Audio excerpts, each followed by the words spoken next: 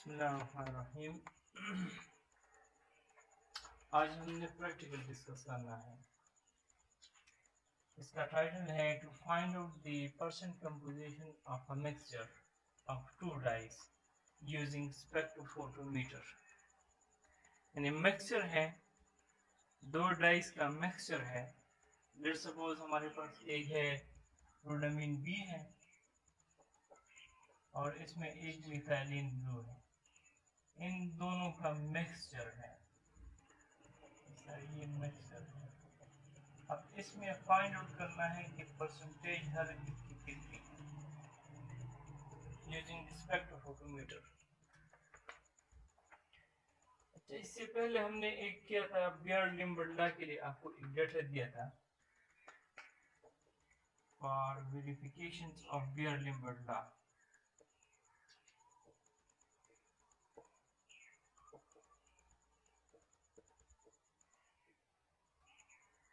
उसमें आपने एक ग्राफ बनाया था कि एक तरफ ले लेते हैं कंसंट्रेशंस और दूसरी तरफ लेंगे एब्जॉर्बर्स।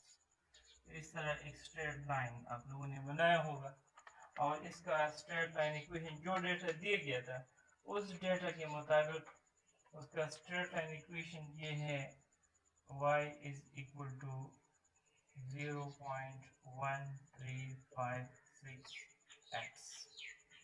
ये गिवन डेटा के मुताबिक जो आपको डेटा दिया था, इस तरह लैम्डा डिफरेंट लैम्डा दिए थे और फिर 2 ppm, फिर 4, 6, इस तरह डिफरेंट ppm सॉल्यूशंस के एल्गोरिथम दिए थे। तो आप लोगों ने इससे इस तरह एक ग्राफ ऐसे बनाया होगा।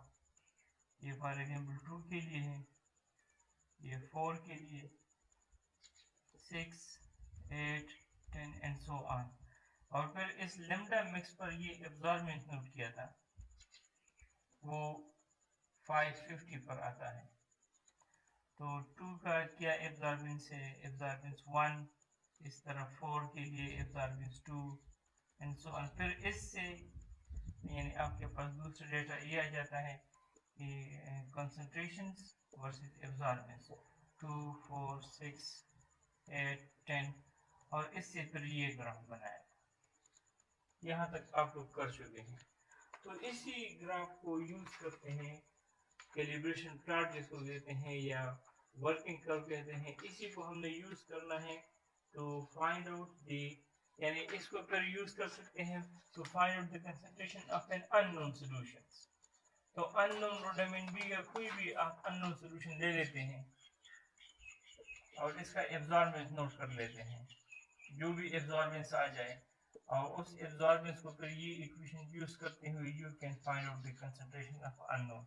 ये प्रैक्टिकल भी कर चुके हैं। अब तीसरा है इसी ग्राफ को यूज करना है और इसको यूज करते हुए to find out the concentration, the percent composition of a given mixture। तो इसी ग्राफ को आप यूज करेंगे। इसमें फॉर एग्जांपल आपके पास मिक्सचर है, डाई का मिक्सचर है, इस तरह दो डाई है इसमें। अब इसे आप एक नोन अमाउंट ले लेते हैं। लेट्स सपोज आपने ले लिया है 50 मिलीग्राम और इसको डिसॉल्व करते हैं, डिसॉल्व इन 1 लीटर। तो आपके पास 1 लीटर सोल्यूशन बन जाएगा। 1 लीटर इसमें 50 मिलीग्राम पर लीटर हो गया है और ये 50 मिलीग्राम ये मिक्सचर का है, ये दोनों डाइज इसमें शामिल है। अब इससे आप एग्जांपल ले लेते हैं और इसका यूवी विजिबल स्पेक्ट्रम आप मेजर कर लेते हैं। तो आपके पास अब दो डाइज हैं तो दो पीक्स आएंगे। सपोज इस तरह एक ये हो जाएगा,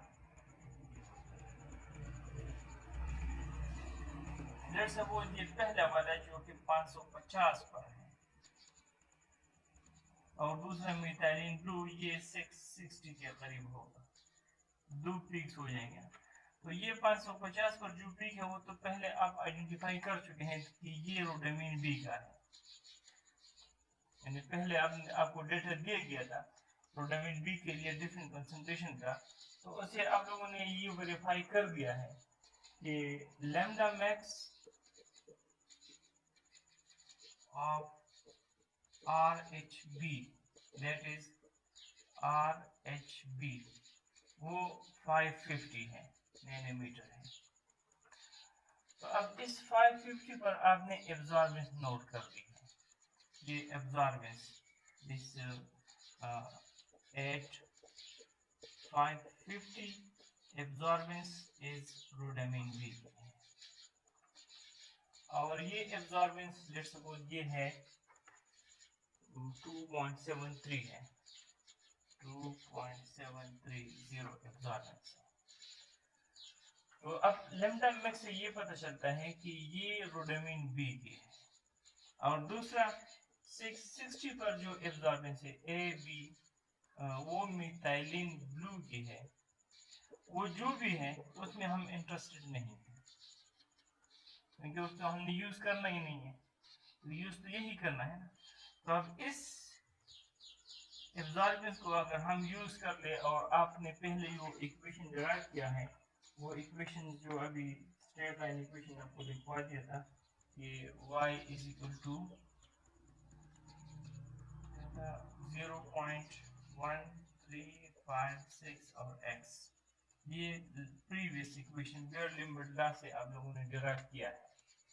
अब इस इक्वेशन को यूज करते हुए इसमें से y ये यूज कर पुट कर लेते हैं, तो we get 2.730 is equal to 0.1356 और x क्या है, कंसंट्रेशन है, x that is concentration is equal to 2.730 divided by 0.1356, तो इससे आ जाता है 20.1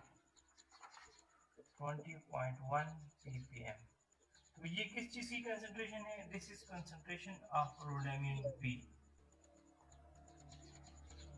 इस 50 में से 50 मिलीग्राम पर लीटर में से। अब ये 20.1 ppm मीन्स 20 मिलीग्राम पर लीटर। इसका ये मतलब है, यानी इसका ये मतलब हुआ कि ये जो फ्लास्क में 1 लीटर सोल्यूशन है इसमें आपके पास रोडामिन बी डाई कितनी है, 20.1 मिलीग्राम। तो मास ऑफ रोडामिन बी ये क्या है, 20.1 मिलीग्राम। और मास ऑफ द मिक्सचर आप लोगों ने कितना दिया था, मास ऑफ मिक्सचर वो है 50 मिलीग्राम। सो मास ऑफ दूसरी डाई MB वो क्या हो जाएगा, 50 में से ये 20.1 माइनस कर देते हैं तो ये हो जाएगा 29.9। अब परसेंटेज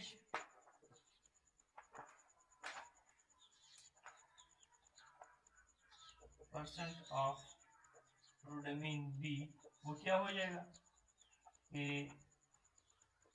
20.1 डिवाइडेड बाय 50 और 100, तो ये है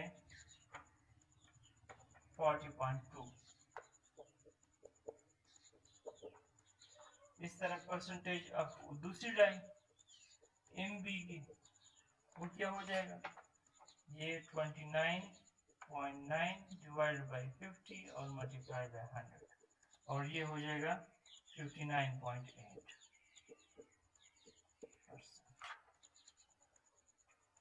तो इस तरीके से आप अगर दो मिक्सचर हो मिक्सचर ऑफ 2 डाइज हो, तो हम इस तरीके से हम उसकी परसेंट कंपोजिशन मालूम कर सकते हैं। अगर 3 डाई हो तो फिर हमारे पास कम अज कम यानी या ये दूसरा तरीका तो ये है कि हमें दोनों डाइस का वर्किंग कर्व मालूम हो। एक हो रोडामिन बी के लिए, ये आर एच बी के लिए हो, और दूसरा एम बी के लिए भी बनाना होगा। तो बेहतर तरीका तो यही है, लेकिन अगर एक का भी मौजूद हो तो इसे भी हम कर सकते हैं। इस तरह ये एक एलिब्रेशन कर्व से हमने कर दिया है। अगर दोनों मौजूद हो तो अब एक पर एक की एब्जॉर्बेंस, एक वेवलेंथ पर जो एब्जॉर्बेंस आ जाए वो इसका इक्वेशन यूज करेंगे y = mx, और दूसरे डाई के लिए जो एब्जॉर्बेंस आ जाए लैम्डा मैक्स पर वो इसका अपना इक्वेशन होगा, इसको यूज करेंगे, अलग अलग कंसंट्रेशन फाइंड आउट करेंगे। इस तरह अगर किसी मिक्सर में 3 कंपोनेंट्स हो तो फिर हमारे पास कम से कम इस तरह 2 चाहिए, 2 वर्किंग कर्व हो, यानी 3 ग्राफ आ जाए इस तरह। तो इनमें से 2 के लिए वर्किंग कर्व मौजूद होगा हमारे पास, 2 की कंसंट्रेशन को फाइंड आउट करेंगे। फॉर एग्जांपल वही 50 ml लिया था तो एक की 10 आ गई है, दूसरी की भी 10 आ गई है, 2 वर्किंग कर्व हमने यूज कर लिए हैं। तो तीसरी क्या हो जाएगा, तीसरी का 30 हो जाएगा बाय सब्सट्रैक्शन या एडिशन मेथड से। तो इस तरीके से हम किसी भी मिक्सचर में ड्राइंग की एक कंपोनेंट्स की परसेंट कंपोजिशन फाइंड आउट कर सकते हैं।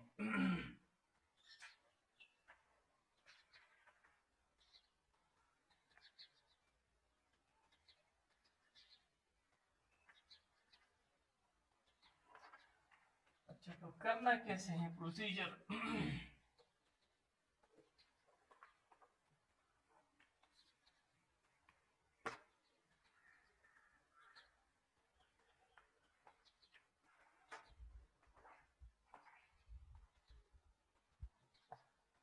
First, prepare standard solutions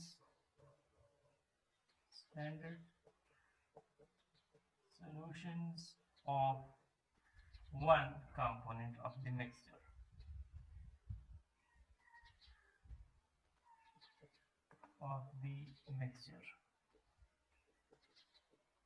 That is, let's suppose हम इस केस में रोडामिन बी डाई ले लेते हैं, रोडामिन बी डाई के स्टैंडर्ड सॉल्यूशन बना लिए हैं।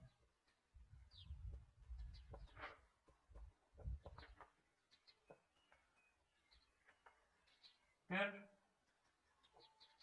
note the absorbance of each standard solution at lambda max.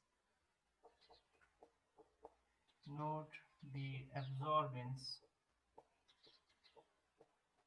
of each standard solutions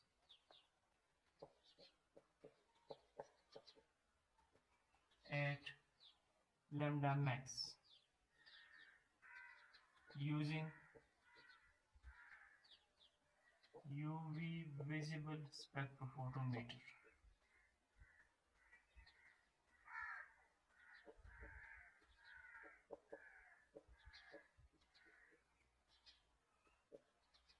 Get the data. Data कैसे होगा? एक तरफ concentrations और दूसरी तरफ absorbance 2, 4, 6, 8 और 10 ppm का, और absorbance जो आपको पहले दिया है वही absorbance को यूज करेंगे। Plot the data.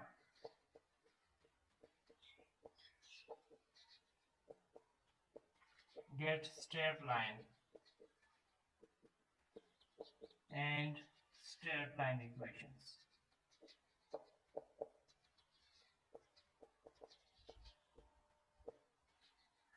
वो इक्वेशन है y is equal to mx, that is y is equal to m क्या दिया था, 0.1356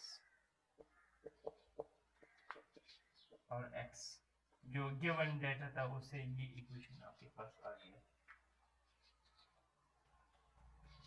फिर टेक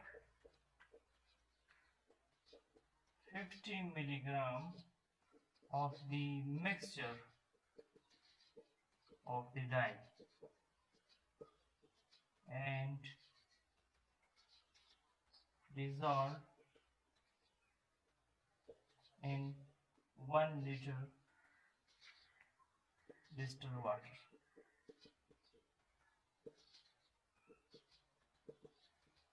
$50 milligram per liter, ये सोल्यूशन बन जाएगा एक फ्लास्क।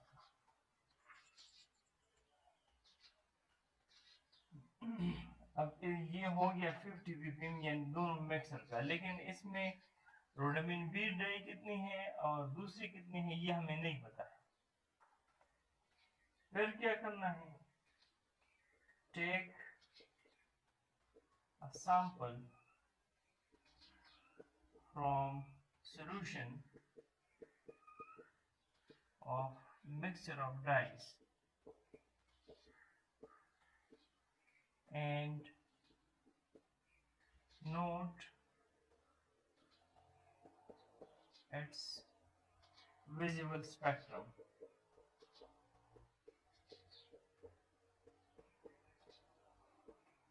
तो इस विजिबल स्पेक्ट्रम में आपके पास दो पीक्स आएंगे, टू पीक्स। एक होगा 1 फॉर रोडामिन बी और दूसरा फॉर एमबी। अब कैसे आइडेंटिफाई करेंगे कि रोडामिन बी का कौन सा है और एमबी कौन सा है? पहले यहाँ पर ये जो एब्जॉर्बेंस आपने नोट किए थे, note the absorbance of each standard solution at lambda max. Rhodamine B के लिए है 550 है। तब इसमें से जो पीक्स यानी इस तरह स्पेक्ट्रम आपके पास आ जाता है। अब कैसे आइडेंटिफाई करेंगे कि इसमें रोडामिन बी के लिए पीक कौन सी है और एमबी के लिए कौन सी पीक है? तो चूंकि हमें पहले से पता है कि 550 पर लैम्डा 550 पर रोडामिन बी की एब्जॉर्बेंस है, तो इसमें जो पीक्स 550 पर है वो रोडामिन बी की है। Sixth number, identify the peaks for rodamin B. Note its absorbance. Note its absorbance at lambda max. और वो है आपको दे दी गई है कि क्या है 2.730।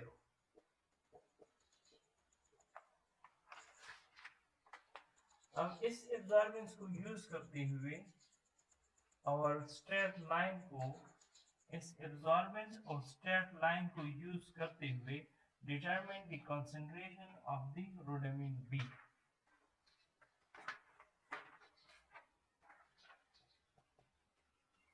Seven number, using straight line equations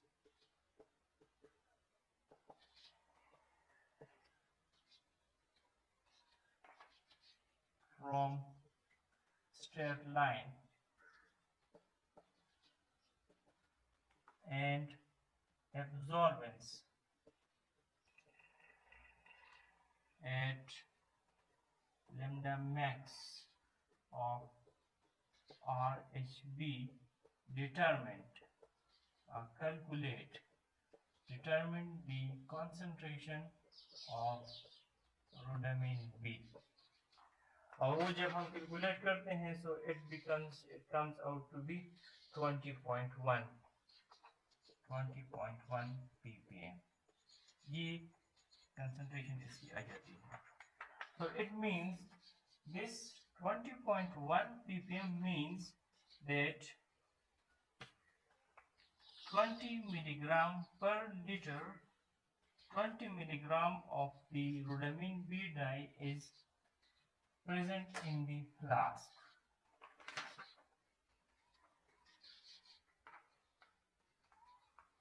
Add number determined, calculate the mass of the rhodamine B in solution of mixture of dyes. कैसे कैलकुलेट करेंगे? क्योंकि यही है, ये 1 लीटर सोल्यूशन बनाया है, तो मास कितना हो जाएगा? मास 20.1 मिलीग्राम हो गया। अब अगर सोल्यूशन सपोज 50 मिलीग्राम, ये 100 में डिसॉल्व नहीं किया था, ये 500 में डिसॉल्व किया था, तो फिर क्या होगा?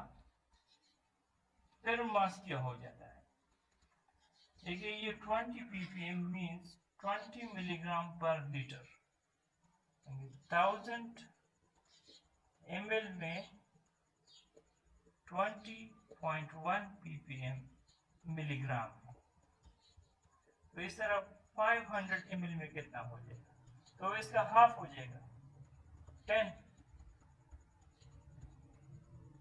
अगर सॉल्यूशन वॉल्यूम अगर डिफरेंट दिया गया, इसी तरह अगर 500 के बजाय आपने 100 ml सॉल्यूशन बनाया है, तो फिर इसी तरह 100 आ जाएगा।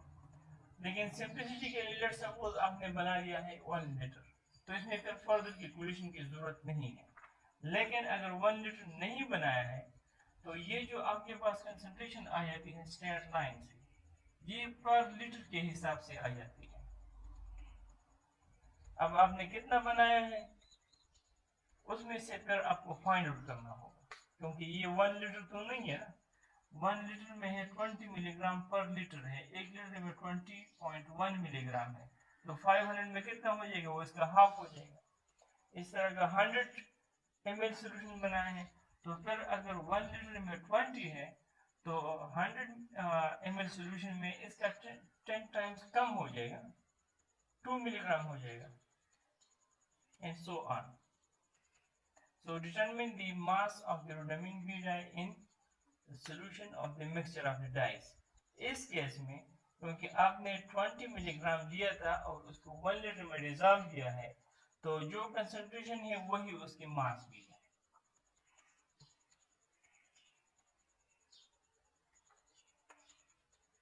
Then calculate the mass of other dye. कैसे? Mass of the mixture given है, मास ऑफ मिक्सचर कितना था? वो 50 मिलीग्राम आप लोगों ने ले लिया था और 1000 में डिवाइड लीटर में ml में डिसॉल्व किया था।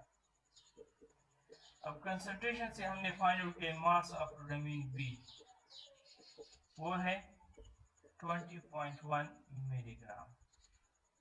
सो मास ऑफ MB कितना हो जाएगा? 50 minus 20.1, that is 29.9 milligram.